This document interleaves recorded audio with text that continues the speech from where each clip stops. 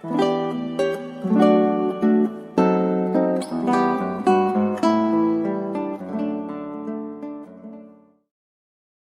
nos permite estar reunidos en esta mañana para adorarle con estos hermosos himnos y ahora también para ser expuestos a la predicación de su palabra. Y en esta ocasión estaremos continuando con nuestras exposiciones en el libro de Santiago, capítulo 1.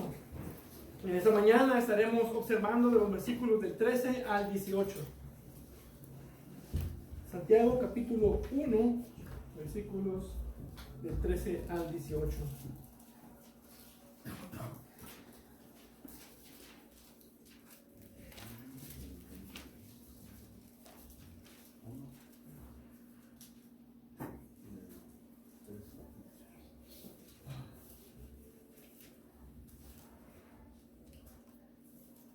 Volvemos a la lectura, Santiago capítulo 1, empezamos del versículo 13, dice, les recuerdo que la versión que yo tengo es la Nueva Biblia de las Américas, en caso de que noten diferencias. Dice la palabra de Dios, que nadie diga cuando es tentado, soy tentado por Dios, porque Dios no puede ser tentado por el mal y Él mismo no tienta a nadie, sino que cada uno es tentado cuando es llevado y seducido por su propia pasión. Después, cuando la pasión ha concebido, da a luz el pecado, y cuando el pecado es consumado, engendra la muerte. Amados hermanos míos, no se engañen. Toda buena dádiva y todo don perfecto viene de lo alto, desciende del Padre de las luces, con el cual no hay cambio ni sombra de variación. En el ejercicio de su voluntad, Él nos hizo nacer por la palabra de verdad, para que fuéramos las primicias de sus criaturas. Vamos a orar. Padre Dios bendito, te damos gracias por tu palabra, por esta carta de Santiago que nos ayuda a vivir la fe, tanto en medio de las pruebas, en medio de la tentación y en otras áreas de la vida que pronto estaremos estudiando. Gracias porque nos has dejado cómo podemos vivir la fe práctica, la fe viva. Y te pido que esta mañana nos hables por medio de esta porción, por medio de tu Espíritu Santo en cada uno de nosotros, en nuestros corazones. Tu palabra será expuesta sobre nuestras vidas y podamos ir creciendo cada día más a la imagen de tu Hijo Jesucristo. Te damos gracias en el nombre de Cristo. Amén. Amén. Bueno, hacía tiempo, escuchando una predicación del hermano Paul Washer, recuerdo una anécdota que contó en uno de sus sermones. Él fue a predicar a una iglesia y durante el tiempo de los testimonios, los hermanos comenzaron a decir cosas como, hermanos, Satanás me está molestando y tuve que sucumbir. Otros decían, Satanás me está haciendo caer en tentación. Y otros decían, a mí Satanás me está zarandeando como a trigo. Y llegó el tiempo de la predicación y el hermano Pablo se para en el púlpito y les dice, hermanos, tuve una visión. Y ellos, ¿una visión? ¿Y de qué era la visión? Dice Pablo Washer, sí, yo estaba fuera de la iglesia y vi a Satanás. Y los hermanos, ¿a Satanás? ¿Afuera de la iglesia? ¿Y qué estaba haciendo? Y Pablo les dice, bueno, estaba llorando. ¿Estaba Satanás llorando? ¿Qué significa? ¿Por qué estaba llorando? Y le dice, bueno, en mi visión yo le pregunté, Satanás, ¿por qué lloras? Y Satanás me contestó, ¿ves a esos hombres que están en el templo? Están pecando y me están echando la culpa. Es fácil acusar a alguien de nuestras propias faltas. Y esos hermanos estaban culpando a Satanás por todo. Y me encantó la forma en la que les hace ver esa realidad. Ahora Santiago comienza a resolver un potencial problema con otro asunto que el cristiano tiene que lidiar en su vida espiritual, y es la tentación. Por un lado tenemos las pruebas que Dios envía y por el otro lado tenemos las tentaciones que pasamos. Y la pregunta es, ¿son lo mismo? ¿Cuál es el origen de cada una y con qué propósito llegan a la vida del cristiano? En la sección anterior, Santiago explica que las circunstancias difíciles de la vida son pruebas, exámenes que Dios ha diseñado y envía a nosotros para hacernos crecer y madurar espiritualmente. Dios diseña las pruebas para hacernos ver cómo está nuestra fe y para fortalecerla, produciendo paciencia, gozo, humildad, expectación de la gloria futura, y también nos hace buscar a Dios por sabiduría por medio de la oración. Hay mucha bendición por medio de las pruebas, especialmente si aprobamos el examen. Dice el versículo 12, bienaventurado el hombre que persevera bajo la prueba, porque una vez que ha sido aprobado, recibirá la corona de la vida que el Señor ha prometido a los que le aman. Entonces, habiendo hablado y explicado acerca de la prueba de la fe, él ahora pasa a exponer el origen de la tentación y lo que Dios en su gracia realmente nos ofrece. Y como cristianos podemos relacionar recordar y entender que el creyente es tanto probado como tentado. Pero solo la palabra de Dios nos puede dar un diagnóstico de la situación por la que estamos pasando. Y también nos enseña a diferenciar, por más parecidas que puedan ser las situaciones, tanto en las pruebas como en las tentaciones, por más parecidas que puedan ser, son distintas, son opuestas, tanto en origen como en propósito. Y eso es lo que estaremos observando en esta mañana. Dice el versículo 13, que nadie diga cuando es tentado, soy tentado por Dios. Santiago usa mucho esta frase en su carta. Nadie diga. Si alguno dice, ustedes que dicen, uno de ustedes que dice, noten la palabra dice, cómo se repite. Podrá haber alguien que diga realmente estas palabras, soy tentado por Dios. Pero habrá algunos que sean tímidos lo suficientes para no expresarlas con palabras. Sin embargo, frecuentemente lo pensamos. Lo decimos en el corazón, aunque no de labios. Y la pregunta que tenemos que hacernos es, ¿por qué alguien llegaría a decir algo así? ¿Cómo llegó a esa conclusión? A lo mejor alguien que estudió la naturaleza de la tentación filosóficamente puede llegar a dar conclusión. No lo creo. La razón va mucho más profundo que eso. Los hombres dicen que este tipo de declaraciones solo por una razón en específico, para excusar su pecado. Buscan quitar la culpa de su pecado por decir que Dios fue quien los tentó. Los pecadores, por ser pecadores, tienen una necesidad urgente de excusar su pecado. Es parte de la esencia del pecado. La culpa la tiene que tener alguien más. Lo vemos inmediatamente al inicio de la Biblia, en Génesis 3. El hombre pecó, se esconden de Dios, y Dios va y busca al hombre, y la conversación es bastante interesante. Pero el Señor Dios llamó al hombre y le dijo, ¿dónde estás? Y él respondió, te oí en el huerto, tuve miedo porque estaba desnudo y me escondí. ¿Quién te ha hecho saber que estaba desnudo?, le preguntó Dios. ¿Has comido del árbol del cual yo te mandé que no comieras? El hombre le respondió, la mujer que tú me diste por compañera me dio del árbol y yo comí. Entonces el Señor Dios dijo a la mujer, ¿qué es esto que has hecho? La serpiente que tú creaste, prácticamente le dice, me engañó y yo comí. Si Dios no hubiera creado a la mujer, Adán no hubiera pecado. Si Dios no hubiera creado a la serpiente, Eva no hubiera pecado. Si no puedo culpar a nadie más, Dios tiene la culpa.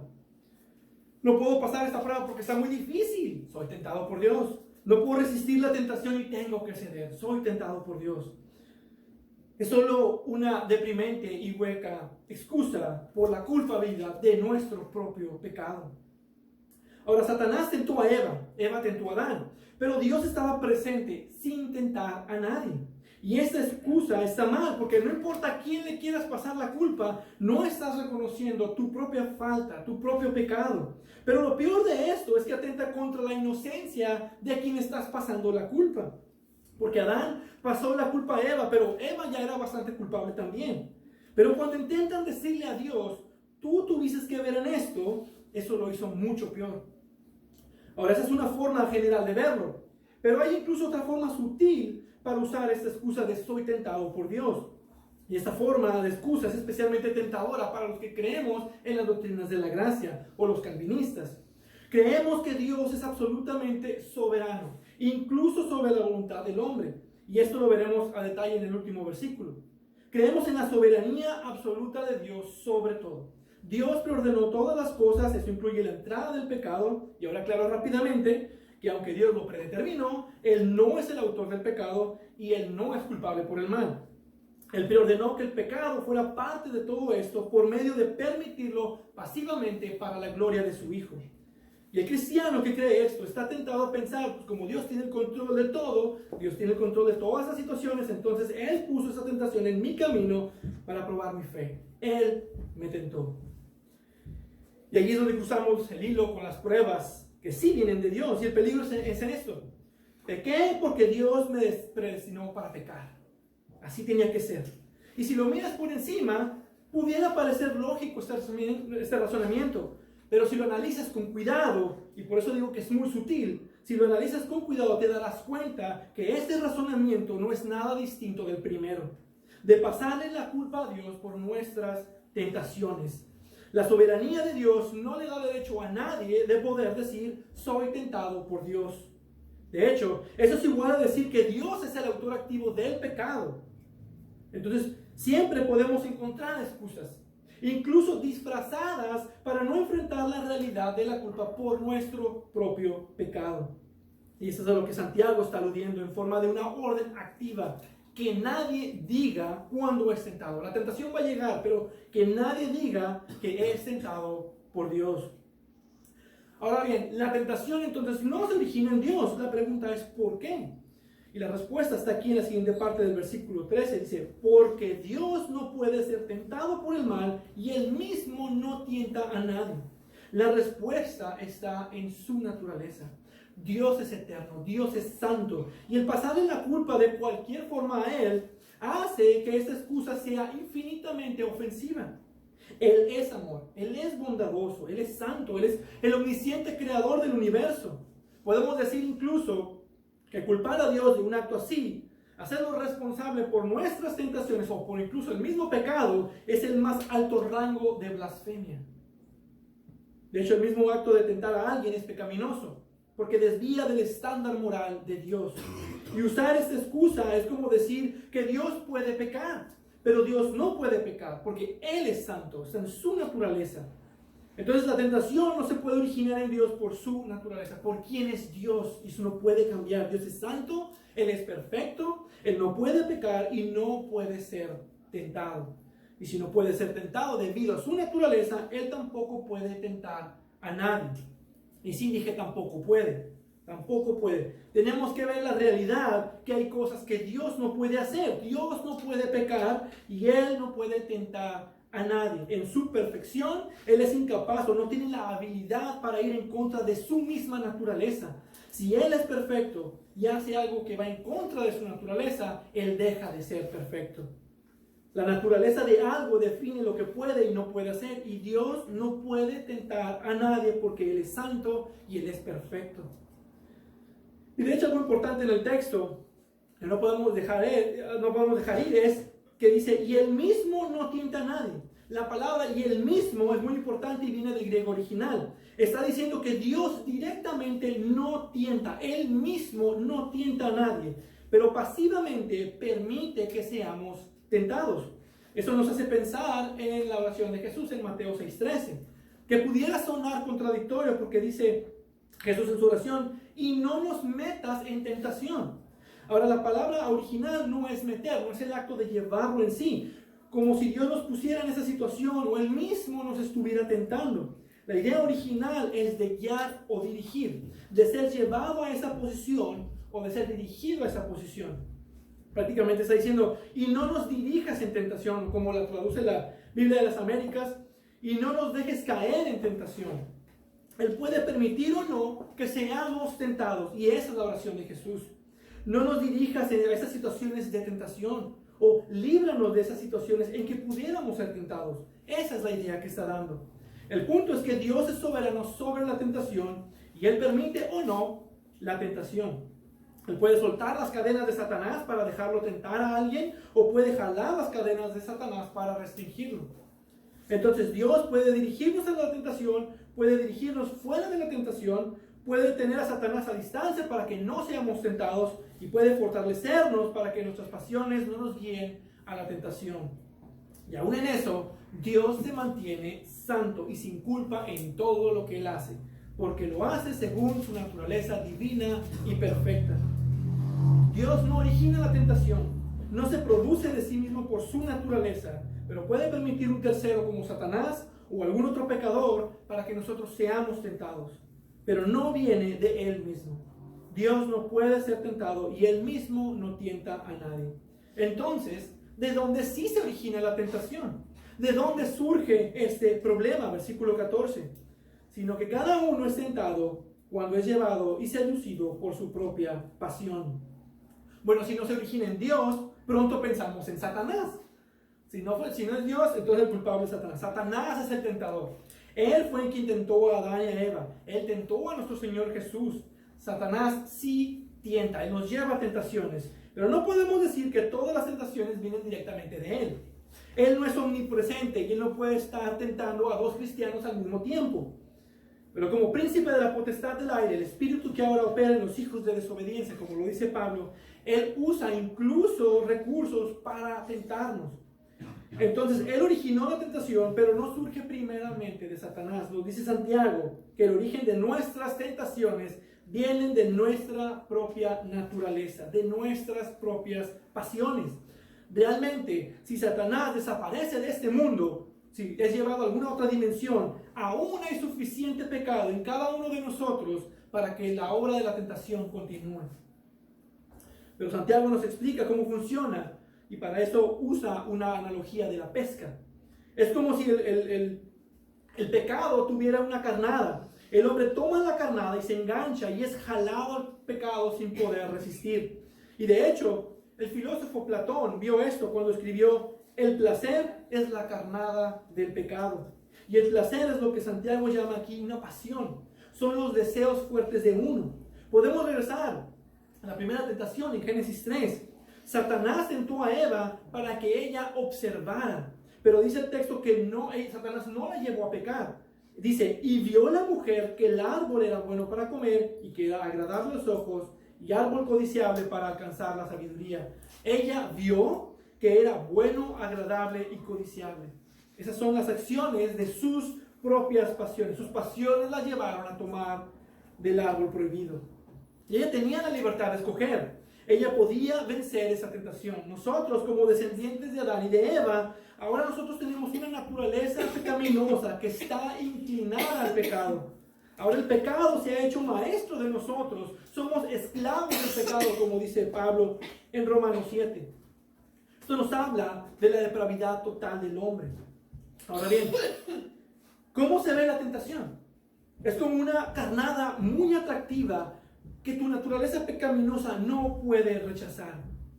Hay una cierta atracción como la de un imán. La palabra aquí para pasión se traduce en otras Biblias como concupiscencia y viene del griego epitonía, que es un deseo profundo, un anhelo, el desear lo prohibido. Es como ese gran dulce, como un Reese's de media libra. Imagínense un Reese's así de ese tamaño. Y los que me conocen saben que es mi chocolate favorito. Y lo saboreas y lo ves y tienes que comértelo. Pero luego llega otro Reese's de otra media libra. Ya se imaginan la cantidad de chocolate y te lo comes también. Y no te das cuenta que ese Reese's no solo está un relleno cremoso de cacahuate, también tiene un veneno dentro oculto. Y entre más sedas, entre más lo tomes, entre más te lo comas, más te mata. Así es la tentación. Caer en la tentación es como aventar una bola de nieve. Cedes poquito, poquito con que cedas, una pequeña bolita de nieve. Y eso te va llevando más pecado, y a más pecado, y a más pecado. Y el punto es que puedes quedar satisfecho por un determinado tiempo, pero eventualmente desearás más, y más, y más. Entonces somos atraídos fácilmente por esa carnada que se origina en nuestro propio corazón. Y por lo tanto debemos ponerle resistencia. John MacArthur dice que la verdadera batalla del creyente contra el pecado está en su corazón. Y la tentación está tocando a la puerta. En Génesis 4, Dios le dice a Caín: el pecado está a la puerta. Con todo esto, a ti será tu deseo y tú te enseñorearás de él. En nuestra condición de pecadores, aun cuando hemos sido perdonados por gracia, nuestras propias pasiones nos pueden tomar cautivos si no tenemos cuidado. El pecado es como un lobo gigante queriendo derrumbar la puerta, queriendo entrar a tu vida. Solo necesita que gires la perilla, ni siquiera ocupas abrir la puerta. Con que gires la perilla es suficiente, y con eso pierdes. Y de hecho la palabra peiracetai, que significa es tentado, está en un tiempo presente. Esto sugiere que la tentación es una experiencia continua en la vida del creyente, al igual que con las pruebas. Es como un enemigo que no cesa de acechar, siempre está constante y listo para atacar. Pero la realidad del asunto es que la tentación es causada por nuestras propias pasiones, por nuestra propia naturaleza que está inclinada al pecado. Así que si quieres encontrar al responsable de tu pecado, solo tienes que mirarte a un espejo. Nosotros somos responsables por nuestro pecado. La tentación se originó en ti y tú te dejaste ser seducido por la tentación. Solo tú eres a quien se debe culpar. Entonces no podemos pasarle la culpa a Dios, como ya observamos. No podemos pasar la culpa a Satanás, como Paul Washer les hizo ver a sus hermanos. No puedes pasar la culpa a otro hermano. El único que puede pasar la culpa de un ser humano a otro es Dios. Y Él lo hizo en la persona de Jesucristo cuando cargó nuestra culpa en la cruz. Debemos de dejar de buscar excusas a ver a quién podemos culpar y reconocer nuestro propio pecado. Ahora, ¿por qué nos dice esto? Para que reconozcamos que la tentación se origina en nosotros si es que cedemos en nuestra culpa. El reconocerlo es una cosa, es lo primero y lo necesario, pero eso debe llevar a una confesión. El reconocer que eres culpable, es decir, estás de acuerdo con Dios, yo soy culpable, pero debemos llevarlo a confesión a Dios, porque eso nos llevará al arrepentimiento. Y el arrepentimiento es principalmente esencial en la salvación, pero también para el crecimiento espiritual. Es decir, una fe viva se muestra por los frutos dignos de arrepentimiento. Es una fe que está delante de Dios reconociendo que es un pecador en necesidad de gracia y de sabiduría. El verdadero creyente va creciendo en profundidad de arrepentimiento. Conforme más crece espiritualmente, más observa la falta de santidad que hay en su vida y más continúa profundizando en ese arrepentimiento. Y esto solo se puede entender al reconocer de dónde se origina la tentación, de entender quién es el verdadero culpable. Nosotros nos tentamos así a nosotros mismos y caemos a ese pecado. Y es por esto por lo que Santiago nos dice esto. Ahora, hay distintos factores que podemos analizar entre las diferencias entre las pruebas y las tentaciones con lo que hemos visto hasta ahora. El primero es el origen que tiene cada una de ellas. La ocasión pasada observábamos que las pruebas se originan en Dios. Él las diseña para nosotros. Y las tentaciones, como observamos, no se originan en Dios, se originan en nuestra propia naturaleza, de nuestro propio corazón corrupto. O de Satanás en algunas ocasiones, porque Él es el tentador. Entonces no pueden ser compatibles porque se originan de fuentes totalmente distintas y por lo tanto tienen naturalezas distintas. Y el segundo es la diferencia de naturalezas. Como las pruebas se originan en Dios y Dios es bueno, las pruebas son buenas. Provienen del reino de luz para los que tienen vida en Cristo Jesús. Por la naturaleza de las pruebas solo hay beneficios espirituales para los creyentes. Los no creyentes no se benefician de la misma manera. Por el contrario, las tentaciones se originan en la naturaleza pecaminosa del hombre o de Satanás y por lo tanto son malas. Provienen del reino de las tinieblas y estas afectan y destruyen por igual tanto a creyentes como no creyentes. El tercer factor es la diferencia de propósito. Las pruebas Dios las envía para santificarnos, para fortalecer nuestra fe, para acercarnos a Dios y para magnificar su gloria. Por el contrario, las tentaciones están para hacernos pecar contra Dios, debilitar nuestra fe, alejarnos de Dios y opacar su gloria. El cuarto es una similitud en funcionalidad espiritual de cada una. La prueba tiene la funcionalidad de mostrar quién es creyente y quién no. Los creyentes pasan por pruebas y sufren y eventualmente pasan la prueba. ¿Por qué? Observamos porque perseveran, dice el versículo 12, porque perseveran. Pero los incrédulos pasan por las mismas pruebas y sufren, pero no perseveran. Le sacan la vuelta, buscan la ventaja o se aprovechan de lo fácil. Aun cuando fallan, no se dan cuenta de lo que les falta. Es como esos alumnos que solo están ahí para ver si pasan o no, pero no aprenden nada. Entonces el ser probados determina si creemos o no. La tentación es lo mismo tanto para el creyente como para el incrédulo. Y al igual que las pruebas, nos ayudan a ver quién es creyente y quién no. Porque el creyente peleará contra la tentación, aun cuando caiga en la tentación, él va a pelear contra ella. Pero el incrédulo se dejará ir fácilmente por ella. Entonces la única cosa en la que pudieran parecerse una prueba y una tentación es en lo que revelan en sí en la vida de una persona. Los cristianos perseveran en la prueba y resisten la tentación, y los incrédulos no les importa reprobar la prueba y ceden a la tentación. Y finalmente podemos ver la diferencia en el resultado que ambas generan.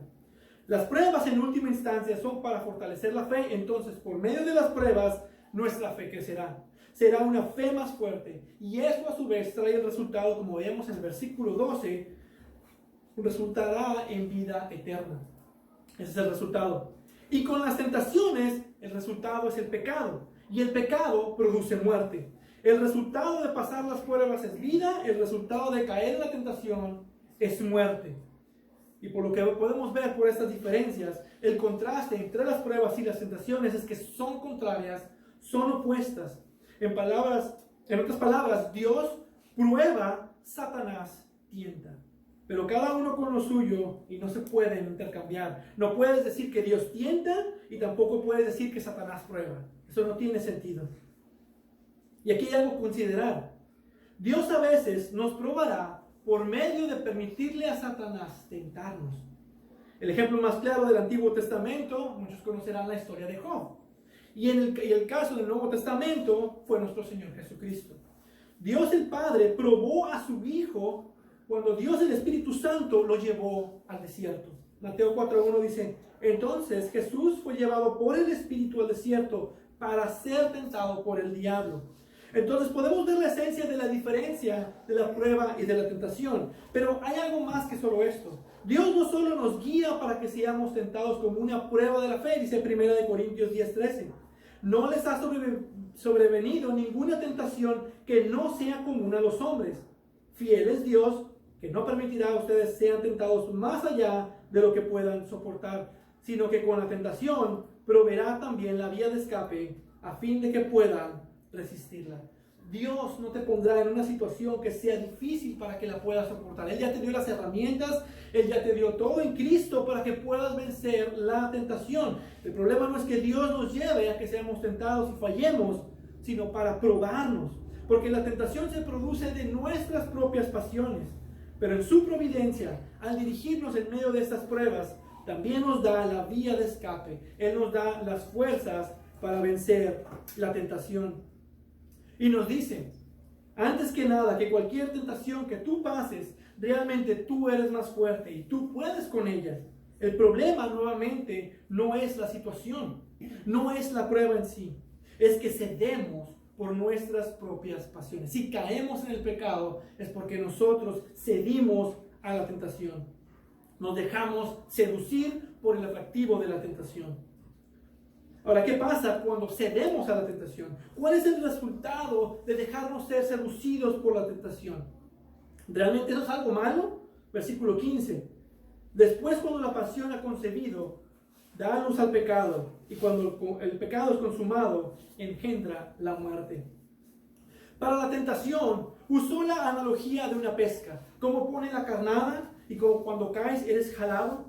Pero ahora cambia de analogía a una de maternidad y de parto. Entonces, vemos que el libro de Santiago está lleno de metáforas. Entonces, aquí usa la analogía de la concepción y el nacimiento para hablarnos de cómo nace el pecado en la vida del creyente, del origen del pecado. Y lo que nos dice aquí también es la diferencia entre la naturaleza pecaminosa inclinada al pecado y el acto real del pecado. Ese es el proceso por el cual pecamos, nacido de la tentación que se produjo en nosotros mismos. Alexander Ross comenta, el mero hecho de ser tentado no implica en sí algo pecaminoso, sino que el pecado nace cuando el deseo del hombre sale al encuentro, abraza la cosa prohibida y ocurre una unión pecaminosa entre los dos. Y es muy importante entender el contexto y la forma gramatical del autor, porque este proceso ya lo ha explicado con una analogía similar. De la fe va produciendo perseverancia, y la perseverancia nos lleva a aprobar el examen, la prueba que se lleva a su vez a la corona de la vida. Y aquí nos describe otro proceso en la dirección opuesta, y es el que observamos con el resultado tanto de la prueba como de la tentación. En última instancia, la prueba produce vida, la tentación nos lleva al pecado que produce muerte. Pero es un proceso, es un recorrido. No quiere decir que con la primera tentación ya se acabó. Todo es un proceso y que comienza con el deseo del individuo, cuando con ese deseo responde afirmativamente a sus deseos y pasiones, cuando cede a la tentación. Así como en el embarazo, primero tiene que embarazarse, después son 9 meses de gestación y después engendra, es el parto. Así también es un proceso en el que somos tentados, cedemos, el pecado entra y se enseñorea de nosotros y engendra la muerte. Romanos 6:23 nos dice que la paga del pecado es la muerte. Y aquí vemos lo atroz del pecado. No hablamos de muerte física porque por causa del pecado de Adán y de Eva, ahora tenemos imputado a nosotros su pecado. Todos los seres humanos pasaremos por el proceso amargo de la muerte. Estamos hablando de un final mucho peor y es el infierno. El castigo eterno de los que mueren sin Cristo. Es decir, los que parten de esta tierra en sus delitos y en sus pecados. La Biblia lo dice, nosotros estábamos muertos en vuestros delitos y pecados cuando no teníamos a Cristo, pero ahora en Cristo tenemos una nueva vida que no procede de nosotros, sino de Dios. El pecado destruye, daña, lastima a los que nos rodean y a nosotros mismos, y es una ofensa grotesca hacia la santidad de Dios. Y el asunto es que nadie aquí puede decir que no tiene pecado. Aún como creyentes no podemos decir que no tenemos pecado. Primero de Juan 1 lo deja claro. Si decimos que no hemos pecado, le hacemos a él mentiroso y su palabra no está en nosotros. Debemos reconocer que nosotros somos pecadores, que el pecado comienza con nuestras propias pasiones y que nuestro corazón no solo es una máquina generadora de ídolos, también es una máquina generadora de tentaciones. Y cuando reconocemos la tentación, podremos vencerla. Si no podemos vencerla, entonces seremos llevados al pecado. Y si somos llevados al pecado y no buscamos ayuda, eso te puede llevar a la muerte eterna. Es una conclusión terrible para cualquiera. Y la solución es como la mencioné. Si ya reconociste la tentación y caíste, cometiste pecado, pero si reconoces el pecado, lo puedes confesar. Y 1 Juan 1 también nos dice que si confesamos nuestros pecados, Él es fiel y justo para perdonar nuestros pecados y limpiarnos de toda maldad. Y entonces te puedes arrepentir de tu pecado cuando detectas, sabes que caí la tentación, he pecado contra Dios, Señor, perdóname. J. Packer define el arrepentimiento como cambio de mentalidad que lleva a un cambio de vida. Y el arrepentimiento no es solo reconocer que ha sido descubierto, oh, me cacharon en esto que hice. No es porque el castigo es severo, porque muchos pueden pensar, pues como el castigo es severo, pues mejor me arrepiento. Pero es por entender lo que es el pecado en sí. Por lo atroz del pecado y por la santidad de Dios, reconoces la gravedad del pecado. Arrepentimiento de la ofensa que hemos hecho, del acto en sí, reconocer el efecto de que nuestros pecados tienen en otras personas. Entonces las consecuencias de dejarnos llevar, de ser llevados por la tentación, pueden ser muy severas, pero la solución la tenemos en Cristo Jesús y por lo que Él ha hecho por nosotros y lo que hace aún en nosotros. Ahora bien, aquí Santiago hace un cambio de tema con la misma línea de pensamiento. De hablar del origen de la tentación, del pecado, de explicar que la tentación no surge de Dios, no se origina en Dios, sino en nuestro corazón. Ahora pasa a describirnos qué es lo que sí se origina en Dios. ¿Qué es lo que Dios sí ofrece para nosotros en gracia? Del hombre se concibe la tentación y se engendra pecado, pero de Dios viene todo lo que es bueno y puro. Y esto lo tenemos en Cristo Jesús. Versículo 16. Amados hermanos míos, no se engañen. Ahora, con un amor tierno, después de haber corregido el mal pensamiento que tenían, los va a dirigir a un pensamiento correcto. Aquí la traducción correcta es, no se engañen a sí mismos. Como si ya algunos hubieran cedido a esta excusa de culpar a Dios por sus actos pecaminosos. Ellos ya estaban culpando a Dios, están pecando y están culpando a Dios. Y dice, no se engañen a ustedes mismos. Todo lo malo no puede provenir de Dios por su naturaleza. ¿Por quién es Dios? Pero por eso mismo, por quién es Dios, en su naturaleza, sí podemos decir, versículo 17, que toda buena dádiva y todo don perfecto viene de lo alto. Ahora, esas palabras, dádiva y don, aunque son sustantivos, tienen énfasis distintos. La primera enfatiza el acto de dar y la segunda resalta el valor de la cosa dada. Y esto solo puede venir de alguien que es intrínsecamente bueno. Y como hemos visto, el hombre no es bueno. Del hombre no puede provenir nada bueno. Bueno, solo Dios. Spurgeon comenta esto. Toda buena dádiva y toda dádiva perfecta son de lo alto. Nada de la naturaleza humana, nada del mero libre albedrío. Los dones buenos y perfectos son flores demasiado ricas y raras para brotar por sí mismas sobre el estiércol de la naturaleza humana. Y lo que están diciendo tanto Santiago como Spurgeon es esto. Nada bueno puede venir si no es de Dios. y nada más puede venir de Dios que lo bueno. Déjame repetirlo. Nada bueno puede venir si no es de Dios, y nada más puede venir de Dios que lo bueno. Me recuerda la frase que, bueno, muchos han escuchado, es en un canto. Dice, Dios es bueno todo el tiempo y... Todo el tiempo Dios es bueno. Amén. Si hay algo bueno en este mundo es porque Dios es bueno. Y ya cité a Platón como pagano, dejen citar a otro pagano, porque aún los incrédulos en la gracia común ven este principio. El filósofo pagano Máximo de Tiro dijo, no hay nada bueno dado a los hombres que no proceda de Dios. La divinidad no da nada que no sea bueno.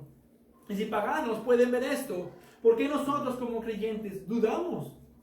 Y no vemos cada vez más y más que todo obra para bien, que Dios busca nuestro bien, que Él solo puede dar lo bueno independientemente de cualquier circunstancia. En medio de las pruebas, en medio de las tentaciones, aún en momentos de paz, Dios siempre da lo que es bueno, porque Él es un Dios bueno.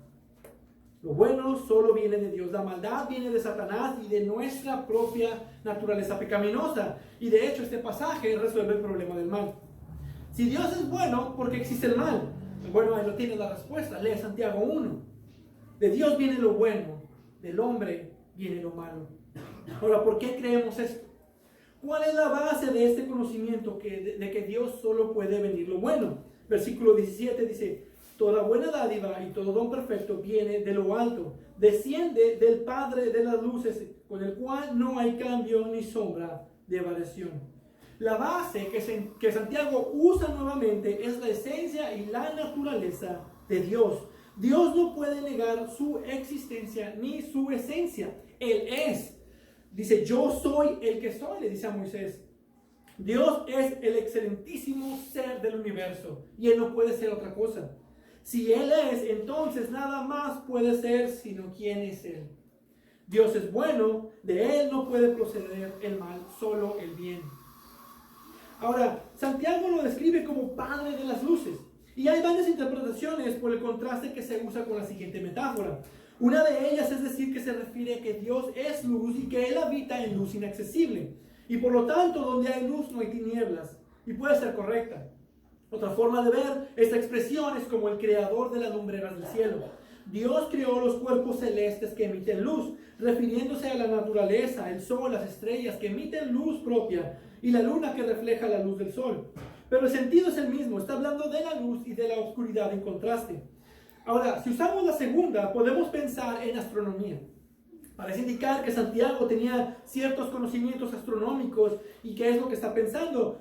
Cuando habla de cambio de variación, podemos pensar en el corrimiento al rojo, que es un fenómeno que ocurre cuando un objeto emite luz visible y esa luz se desplaza hacia el rojo en el espectro de luz visible. Y así es como miden de hecho las distancias entre las estrellas y cómo se puede comprobar que el universo está en expansión. Se mide el cambio que existe entre la distancia entre las estrellas.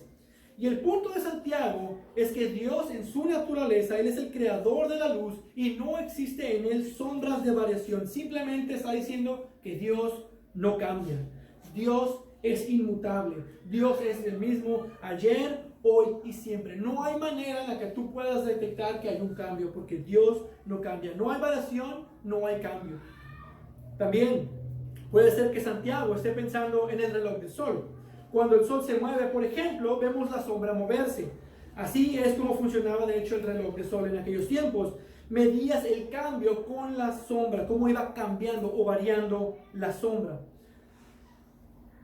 En Dios, para empezar, no hay ni una sombra, ni una pizca de sombra en la que podamos ver algún cambio. Dios no cambia en lo más mínimo porque Dios es luz. ¿Y por qué nos quiere mencionar acerca de la inmutabilidad de Dios? Para hacernos entender que Dios siempre dará lo que es bueno y nunca será de otra forma. Dios no es bueno en un momento y al siguiente día ya es malo. No nos ofrece cosas buenas en un momento y al siguiente día nos mete en tentación. Él no tiene ningún cambio pequeño, ni ninguna variación en Él. Él no cambia en su bondad, en su santidad o en su poder. Y si Dios no cambia, puedes tener la certeza de que Dios siempre en su gracia dará toda buena dádiva y todo don perfecto.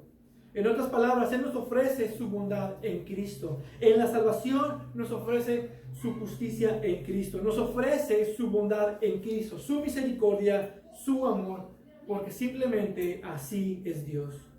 Él nos da todo lo que es bueno porque Dios es bueno y gloria a Dios por eso.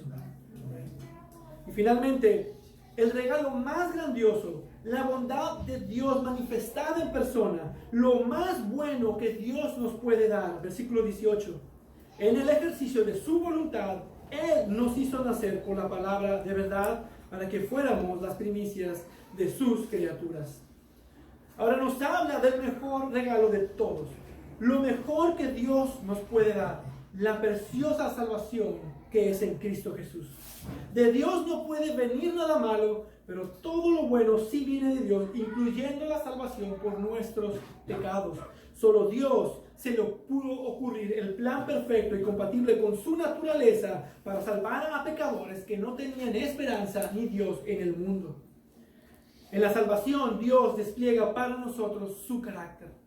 Nos muestra su amor, su misericordia, su gracia, su bondad, pero también nos muestra su justicia, su santidad, su perfección. Y no podemos dejar también de lado su soberanía. Dios es soberano sobre todo, incluyendo en la salvación. Hay muchos textos claros acerca de la predestinación, de que la salvación es solo porque Dios quiso. Y este es uno de ellos. Santiago reconoce que la salvación solo puede provenir de Dios. Santiago lo pone así: en el ejercicio de su voluntad, no de la nuestra. En la salvación del hombre, la voluntad del hombre no cuenta. Romanos 9 lo pone así. Así que no depende del que quiere, esto es la voluntad, ni del que corre, son las obras, sino de Dios que tiene misericordia. Es por la misericordia de Dios. De Él viene la salvación. Solo Dios puede venir y puede darnos algo bueno como la salvación. Y lo hace porque quiere, porque así es su naturaleza. Y Salmo 135:6 nos dice: Dios hace lo que quiere en el cielo y en la tierra.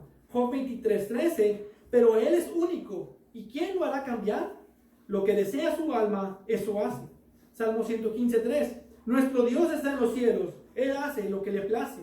Isaías 46:10, yo digo, mi propósito será establecido y todo lo que quiero realizaré. Y muchos dicen, espera, sí, ok, es verdad, pero no con la voluntad del hombre.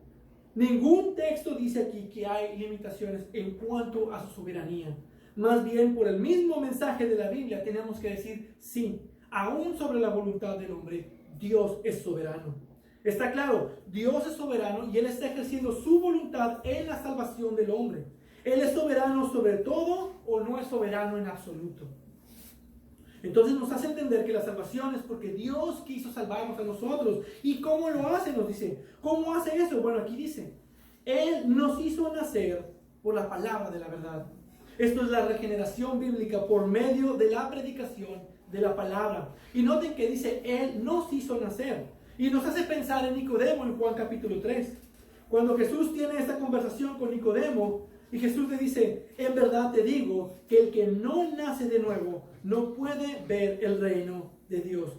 Nacer de nuevo, nacer de lo alto. Y la pregunta de Nicodemo es, ¿cómo puede ser esto? El hombre no puede. Solo Dios puede hacerlo. Solo Dios nos puede hacer nacer a una nueva vida por medio de la regeneración. Él no nos preguntó, dice, Él nos hizo nacer. Y esto es por medio de la proclamación de su glorioso evangelio. Ahí vemos la soberanía de Dios aún en la salvación. Y de hecho, hay otra cosa que relaciona este pasaje con Juan capítulo 3. En el versículo 13, Jesús le dice a Nicodemo, nadie ha subido al cielo, sino aquel que bajó del cielo, es decir, el Hijo del Hombre que está en el cielo. ¿Y qué nos dice Santiago que viene de lo alto? Versículo 17. Toda buena dádiva y todo don perfecto vienen de lo alto. Jesús es el don perfecto y la buena dádiva de Dios que no tiene precio ni comparación. Jesús es quien desciende del Padre de las luces. enviado a la tierra para vivir en nuestro lugar, morir en nuestro lugar y resucitar y ser llevado en gloria para ofrecernos a nosotros un camino de salvación seguro. Por eso Jesús solo puede decir: yo soy el camino, la verdad y la vida. Nadie viene al Padre sino por mí. Juan 14:6.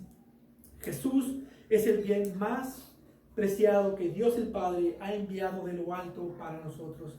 Él es el bien más supremo para nosotros. Y por medio de Él y de la predicación de su Evangelio, Él nos hace nacer a esta nueva vida en Cristo Jesús por gracia. Recibimos el mejor bien del ser más bueno solo por Cristo, solo por gracia, solo por medio de la fe, solo por medio de la predicación de la palabra y solo para la gloria de Dios. Amén. Padre Dios bendito, te damos gracias por tu Hijo Jesucristo, por la obra en la cruz por nosotros, y porque si dependiera de nosotros, nosotros nunca nos hubiéramos acercado a ti. Pero tú nos has llevado a la cruz de Cristo, tú nos has redimido, tú nos has regenerado, la salvación es tuya, a ti damos toda la gloria, a tu Hijo Jesucristo damos toda la gloria, porque la salvación solo es de Jesús y toda la gloria, como cantábamos, es de tu Hijo Jesucristo. Gracias por las pruebas que son enviadas a nuestras vidas, que nos fortalecen, pero también gracias porque aunque pasamos por tentaciones y a veces son difíciles, tú estás con nosotros, tú eres soberano en esas situaciones y nos das las fortalezas, nos das vías de escape, aún estás viendo por nuestro bien en medio de todo esto. Y te damos gracias por el cuidado que tienes para con tus hijos. Y sabemos que las tentaciones a final de cuentas son para nuestro bien. Si las resistimos y si peleamos, ayúdanos a pelear. Pecamos todos los días y tú sabes, tú conoces nuestro corazón corrupto. Generamos ídolos y generamos tentaciones a más no poder. Conoces nuestro corazón, pero también sabes que queremos pelear contra esas tentaciones y queremos vivir una vida de santidad. Y yo te pido que tú sigas trabajando en nosotros, en cada uno de nosotros, en cada uno de mis hermanos. Sigue obrando santidad en nuestras vidas. Gracias te damos, Padre bendito. Amén.